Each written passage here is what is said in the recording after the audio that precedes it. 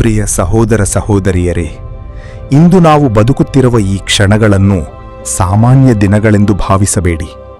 ನಿಮ್ಮ ಸುತ್ತಲಿನ ಜಗತ್ತನ್ನು ಒಮ್ಮೆ ಆತ್ಮಿಕ ಕಣ್ಣುಗಳಿಂದ ನೋಡಿ. ಇಸ್ರೇಲ್ ಮತ್ತು ಇರಾನ್ ನಡುವಿನ ಯುದ್ಧದ ಕಿಡಿ, ಕ್ಷಿಪಣಿಗಳ ಅಬ್ಬರ, ಅಮೆರಿಕದ ಅಸ್ಥಿರತೆ ಇವೆಲ್ಲ ಕೇವಲ ನ್ಯೂಸ್ ಚಾನೆಲ್ಗಳ ಹೆಡ್ಲೈನ್ಸ್ಗಳಲ್ಲ. ಇವು ಪರಲೋಕದ ಗಡಿಯಾರ ಬಾರಿಸುತ್ತಿರುವ ಎಚ್ಚರಿಕೆಯ ಘಂಟೆಗಳು. ಸತ್ಯವೇದವು ಸಾವಿರಾರು ವರ್ಷಗಳ ಹಿಂದೆಯೇ ಘಂಟಾಘೋಷವಾಗಿ ಸಾರಿದೆ. ಜನಕ್ಕೆ ವಿರೋಧವಾಗಿ ಜನವೂ, ರಾಜ್ಯಕ್ಕೆ ವಿರೋಧವಾಗಿ ರಾಜ್ಯವೂ ಏಳುವವು. ಮತ್ತಾಯ 24:7 ಹೇಳಿರುವ ಪ್ರಕಾರ ಇಂದು ನಾವು ಕೇವಲ ಇತಿಹಾಸ ಓದುತ್ತಿಲ್ಲ, ಪ್ರವಾದನೆಗಳು ಜೀವಂತವಾಗಿ ಕಣ್ಣೆದುರು ನೆರವೇರುವುದನ್ನು ನೋಡುತ್ತಿದ್ದೇವೆ. ಪ್ರಕಟಣೆ ಗ್ರಂಥದ ಆ 4 ಕುದುರೆಗಳು ಈಗಾಗಲೇ ತಮ್ಮ ಓಟವನ್ನು ಆರಂಭಿಸಿವೆ ಎಂಬುದು ನಿಮಗೆ ತಿಳಿದಿದೆಯೇ? ಬಿಳಿ ಕುದುರೆ ಶಾಂತಿಯ ಹೆಸರಲ್ಲಿ ಜಗತ್ತನ್ನು ವಂಚಿಸುವ ಸುಳ್ಳು ಧರ್ಮ ಮತ್ತು ರಾಜಕೀಯ. ಕೆಂಪು ಕುದುರೆ ದೇಶ ದೇಶಗಳ ನಡುವೆ ಪ್ರೀತಿಯನ್ನು ಕಿತ್ತು ಹಾಕಿ ರಕ್ತಪಾತ ಹರಿಸುತ್ತಿರುವ ಯುದ್ಧೋನ್ಮಾದ. ಕಪ್ಪು ಕುದುರೆ ಆಕಾಶ ಮುಟ್ಟುತ್ತಿರುವ ಬೆಲೆ ಏರಿಕೆ, ಬಡವನ ಹೊಟ್ಟೆ ಚುರುಗುಟ್ಟಿಸುವ ಆರ್ಥಿಕ ಕುಸಿತ. ಹಸಿರು ಕುದುರೆ ಸಾಂಕ್ರಾಮಿಕ ರೋಗಗಳು ಮತ್ತು ಅನಿರೀಕ್ಷಿತ ಮರಣಗಳ ಭಯಾನಕ ನೆರಳು. ಇದು ಕಾಕತಾಳೀಯವಲ್ಲ, ಇದು ದೈವಿಕ ಸಂಕೇತ. ನಾವು ಈಗಾಗಲೇ ಈ ಕುದುರೆಗಳ ಗೊರಕೆಯ ಸದ್ದನ್ನು ಕೇಳಿಸಿಕೊಳ್ಳುತ್ತಿದ್ದೇವೆ. ಇತಿಹಾಸದ ಅಂತಿಮ ಹಂತ, ದಾನಿಯೇಲನ ಪ್ರವಾದನೆ.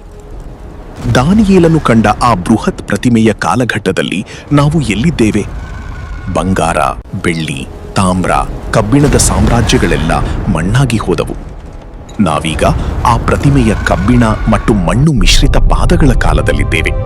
ಅಂದರೆ ಒಡೆದು ಹೋಗಿರುವ ಜಗತ್ತು, ಒಂದಾಗಲಾರದ ರಾಜಕೀಯ ಶಕ್ತಿಗಳು. ಇದು ಮನುಷ್ಯನ ಆಳ್ವಿಕೆಯ ಅಂತ್ಯ ಮತ್ತು ದೇವರ ರಾಜ್ಯದ ಆರಂಭದ ಸೂಚನೆ. ದಾನಿಯೇಲನ 70 ವಾರಗಳ ಪ್ರವಾದನೆಯಲ್ಲಿ 69 ವಾರಗಳು ಮುಗಿದಿವೆ. ನಾವೀಗ ಆ ಮಹತ್ತರವಾದ ಕೃಪೆಯ ಕಾಲದ ಚರ್ಚ್ ಏಜ್ ಕಡೆಯ ಸೆಕೆಂಡುಗಳಲ್ಲಿದ್ದೇವೆ.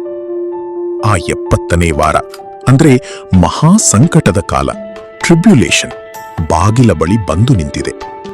ಸುಳ್ಳು ಬೋಧನೆ ಮತ್ತು ವಿವೇಕದ ಕರೆ. ಇವತ್ತಿನ ಕಾಲದಲ್ಲಿ ಕೆಲವರು ಮನುಷ್ಯರನ್ನು ದೇವರೆಂದು ಪೂಜಿಸುತ್ತಿದ್ದಾರೆ.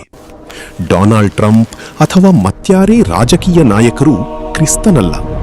ನೆನಪಿಡಿ, ಸೈತಾನನು ತಾನೊಬ್ಬ ಬೆಳಕಿನ ದೂತನೆಂಬಂತೆ ವೇಷಮರೆಸಿಕೊಂಡು ಬರುತ್ತಾನೆ ಎಂದು ಮತ್ತಾಯ 24:24 ನಾವು ನೋಡಬಹುದು. ಸುಳ್ಳು ಕ್ರಿಸ್ತರು, ಸುಳ್ಳು ಪ್ರವಾದಿಗಳು ಎದ್ದು ಅದ್ಭುತಗಳನ್ನು, ಮಹತ್ಕಾರ್ಯಗಳನ್ನು ತೋರಿಸುವರು.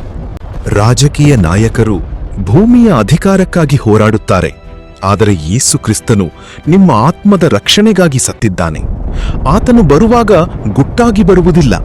ಮಿಂಚು ಹೊಳೆದಂತೆ ಆಕಾಶದ ಮೇಘಗಳ ಮೇಲೆ ಸಕಲ ಕಣ್ಣುಗಳು ನೋಡುವಂತೆ ಮಹಿಮೆಯಿಂದ ಬರುತ್ತಾನೆ. ಈ ತಲೆಮಾರಿಗೆ ಕಟು ಸತ್ಯ.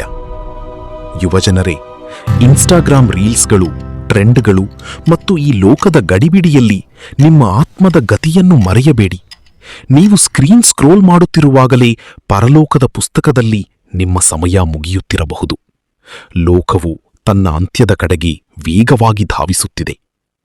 ಕೊನೆಯ ಎಚ್ಚರಿಕೆ: ಯುದ್ಧಗಳು ಹೆಚ್ಚಾಗುತ್ತಿವೆ, ಪ್ರಕೃತಿ ಮುನಿದಿದೆ, ಪ್ರೀತಿ ತಣ್ಣಗಾಗಿದೆ.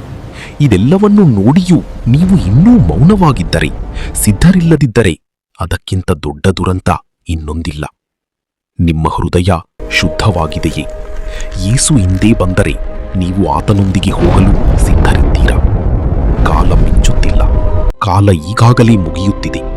ಕ್ಷಮೆಯನ್ನು ಕೇಳಿ, ಸತ್ಯಕ್ಕೆ ತಿರುಗಿ. ರಾಜಾಧಿರಾಜ ಯೇಸು ಕ್ರಿಸ್ತನು ಅತಿ ಬೇಗ ಬರುತ್ತಿದ್ದಾನೆ. ಮಾರನಾಥ. ಆಮೀನ್. ಕರ್ತನಾದ ಯೇಸುವೆ, ಬೇಗ ಬಾ.